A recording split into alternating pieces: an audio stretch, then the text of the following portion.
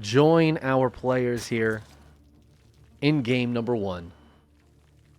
Spawning in the lower right-hand corner of Site Delta, we have Dark, the red Zerg player for Talon Esports. Looking good, looking strong. His opponent in the upper left-hand corner, the yellow Terran, it is Future. One of our North American players. We actually have 3 NA players in today's bracket. Very excited. Ah, cheeky. Cheeky NG-Bay block against Zerg. Feels like not something you see that often. That's kind of cute. He's going to try to chase this drone over here, too. He's not gonna get the second block off. Thank you guys for being here for this KSL number 55. We are still looking for further support. If you guys would like to support this tournament, which we run every other week with a $400 prize pool, please consider checking out our Patreon and our Matcherino. The Matcherino support the individual events. The Patreon supports the entire thing as a whole. Really appreciate any support from you guys. Even if it's just watching, hanging out, talking about the KSL, you know, helping get the word out there. Do appreciate that. Sadly, Sue did not show up, so Future got a cheeky walkover at the start of this bracket. Dark quickly dismantled his opponent, as Dark is wont to do. We got a nice quick round of 8 match out of it. This is obviously going to be a bit of a tough one for Future. Dark, it turns out, is pretty good.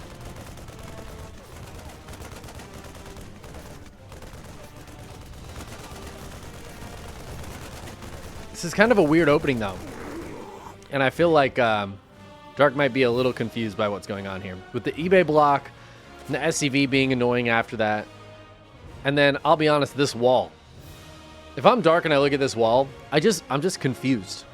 I'm just like, what's going on here? What are we doing?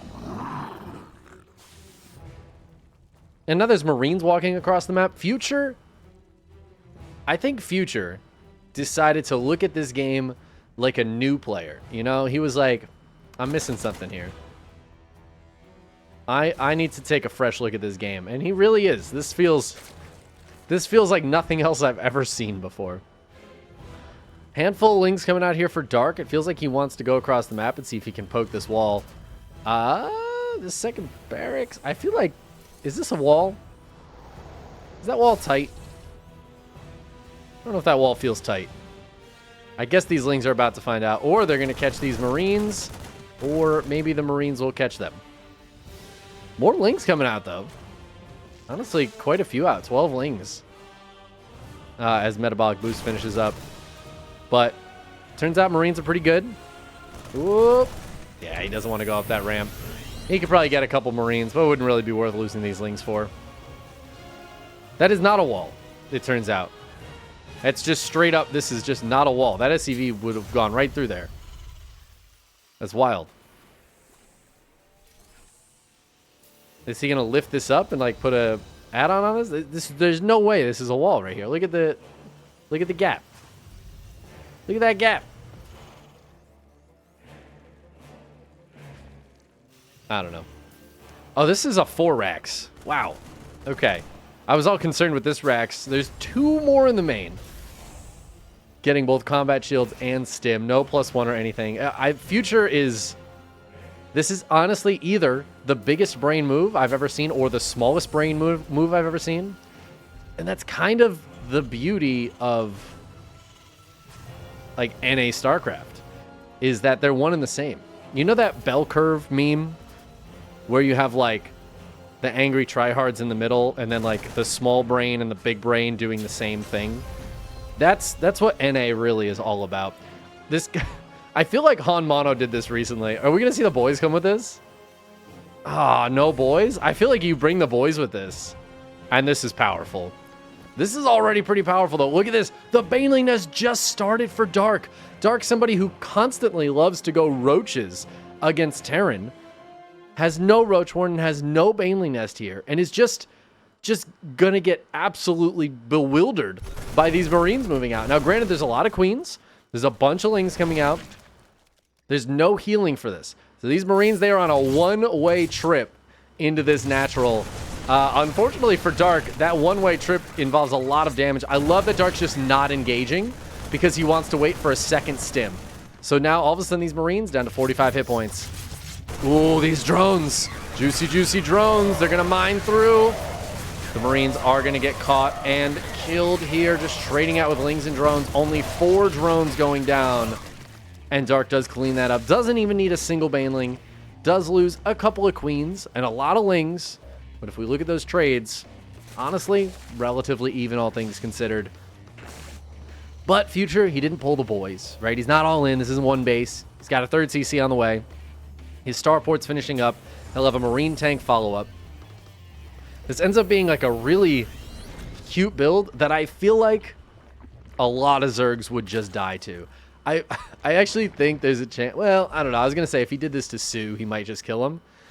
I think Sue is more likely to just have had roaches out already. Dark maybe being a little bit greedy there. Or maybe just not thinking about roaches this game. I don't know.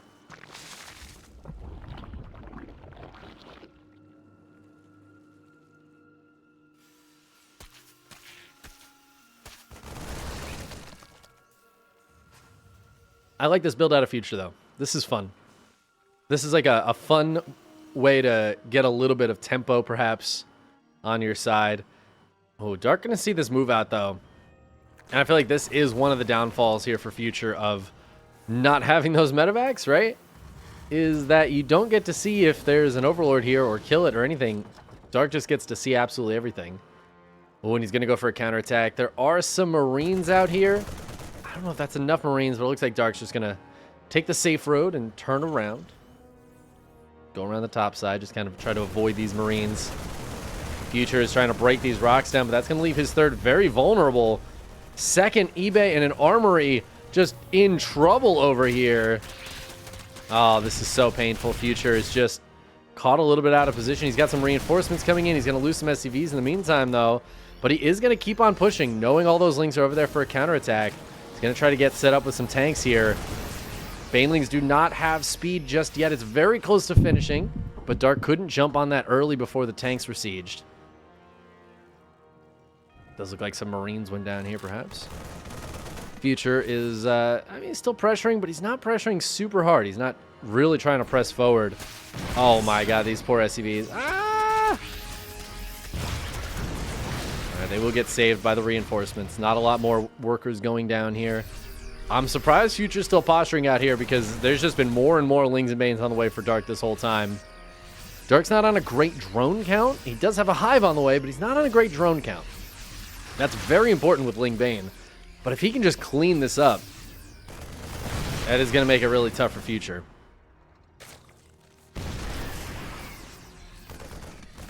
I like the 1 Marine getting sent out for vision. Ooh, Baneling's looking for a counterattack. There's a siege tank here, though. I feel like that's going to stop too much damage from happening. Yeah, 2nd tank even cleans that up. Dark is just letting this be here. I feel like he has more than enough to clean it up. As I say it, he pulls the trigger. He's going to dive in and just try to take these Marines and tanks down. The tanks go down very easily. The Marines, though, going to back up, and Future's going to keep most of those alive for now. But Dark, he realizes there's maybe some more Marines back there than he wants to let live. He's going to chase them back. Again, only on 70 drones, though. I'm a little worried about Dark's economy being so low. Obviously, he can have a big army because of it, but that's kind of a ways off. Neither player is really anywhere near maxed. Army supplies are very, very similar, and Dark is not going to have any resupply capability on such a low drone count. We see him squeezing a few more out here and there. And he does have a 5th base now up and, I guess, running now that the drones are there. But other than the slight tech advantage, which he does definitely have, he's got Adrenal on the way. His 2-2's further ahead than his opponents. So that's all very nice for Dark. Just, I feel like usually the Zerg would want to be at 85 drones by now. Dark just hasn't quite been there, so he has no bank.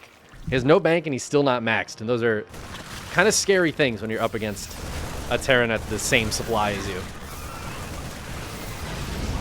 Future going to just trade out with some Lings here.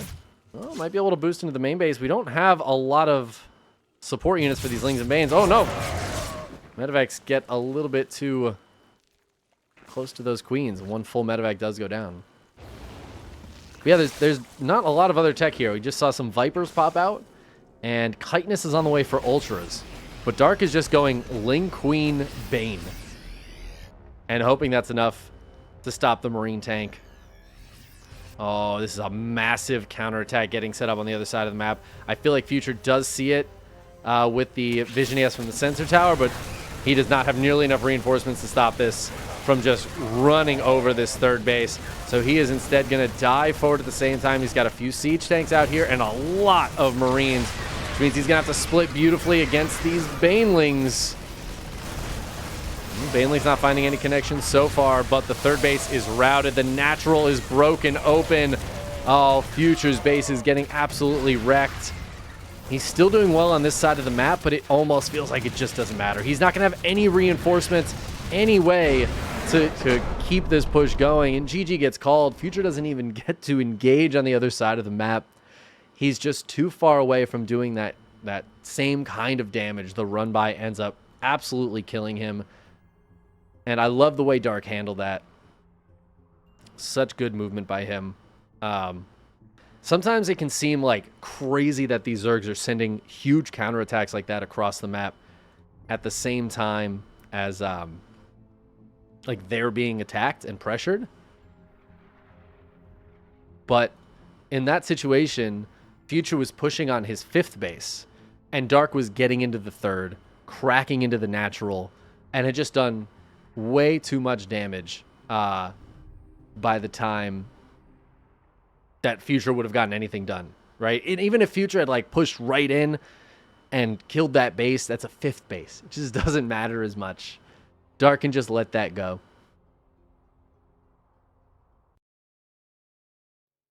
Also, Envy, really appreciate the giant emote. I love the big emotes. I'm a big fan of the big emotes. All right, let's hop into game number 2 here.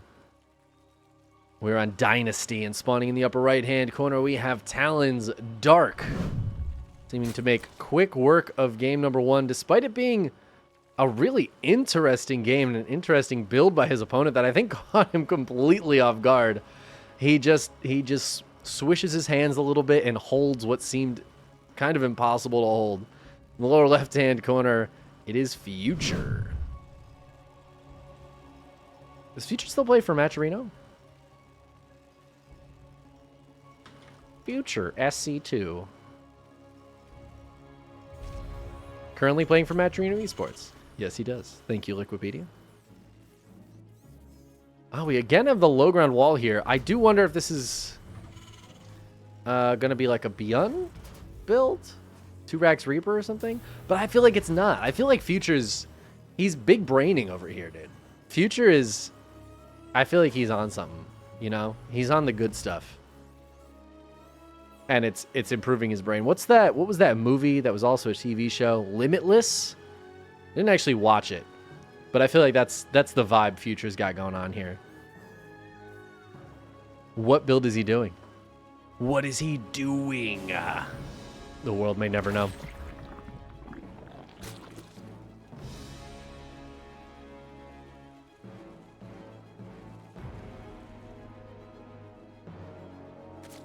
Limitless is a good movie. That's good to know. Jot that down. I haven't watched it, so. Well, Dark's going to pop in here. But again, the Marine out front for Future is going to try to gun it down. Can it get it before it gets to that high ground? I mean, I feel like Future will just lift the barracks after this Reaper is done to make sure he gets the kill.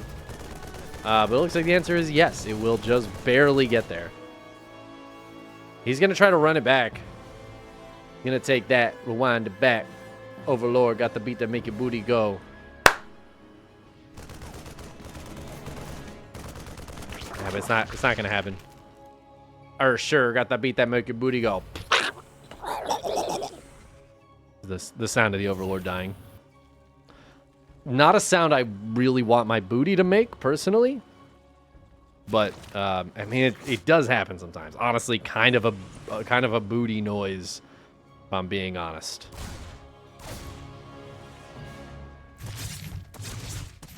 Future does go for a Reaper this game, so he'll get a little more scouting information, including that there's a third on the way.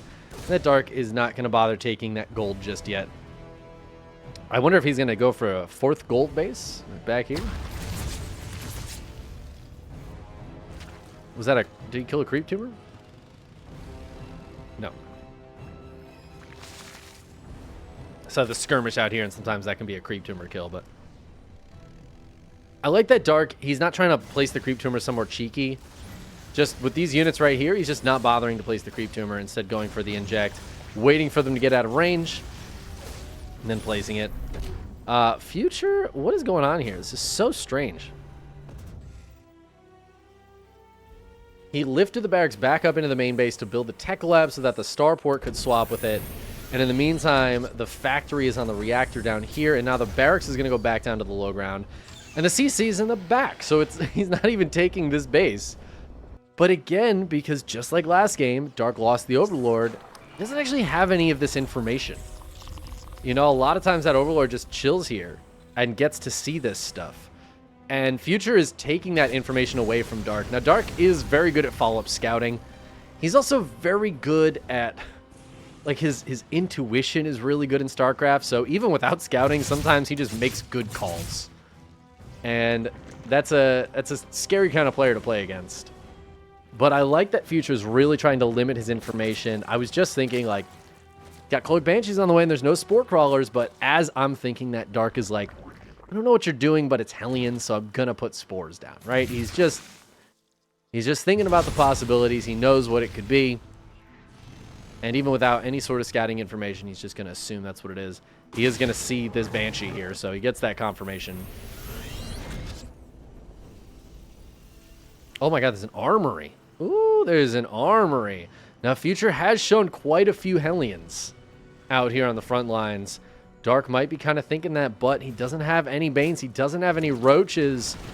And once again, it feels like he might get caught a little off guard by this. Hellbats have morphed. They're going to dive in. A lot of Queens here for Dark, though. And he's being very conservative with them, keeping them back. We have no Medivacs on the way, so these Hellbats are not going to get healed up at all. They're just going to turn back into Hellions. Keep sharking around. Banshee going to try to dive into the main base here. See if it can't get something done. Spore Crawlers mean it's not likely to get too much damage done here. But Future has a 3rd CC back behind this. I really love that he just didn't commit with this Hellbat push. It was a cute idea, and I think if he saw an opening, he would have just gone for it. But Dark was handling it really well, and Future says, all right, well, I'll just keep everything alive then. He still hasn't lost anything. And he's still going to be able to be annoying over here. If he had a scan, he could kill some creep tumors. Scouts the Baneling Nest and the double Evo as the Banshees are running out of cloak, so he's going to have to run away.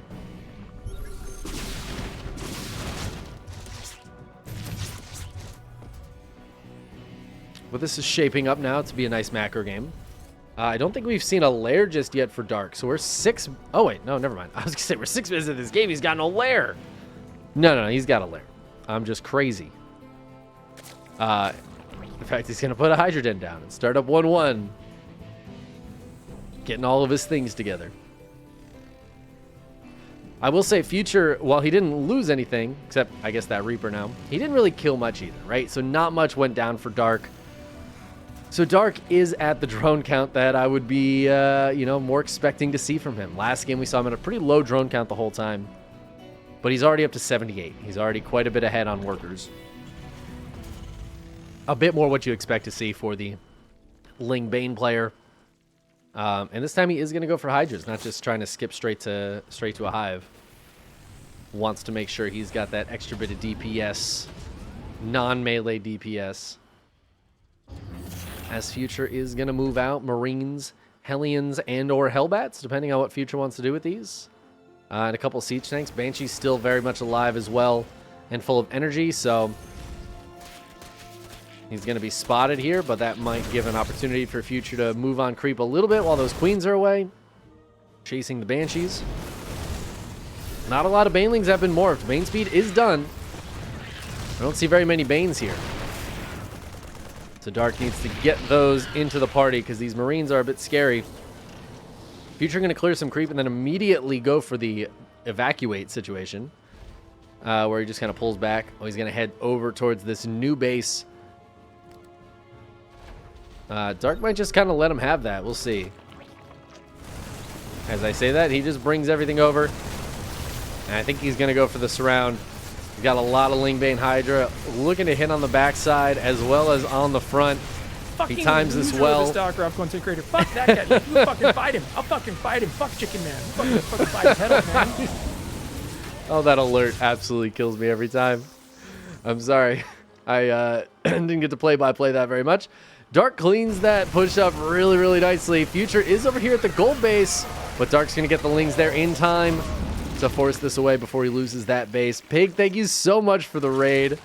I got so incredibly confused because my alert is Pig just talking trash.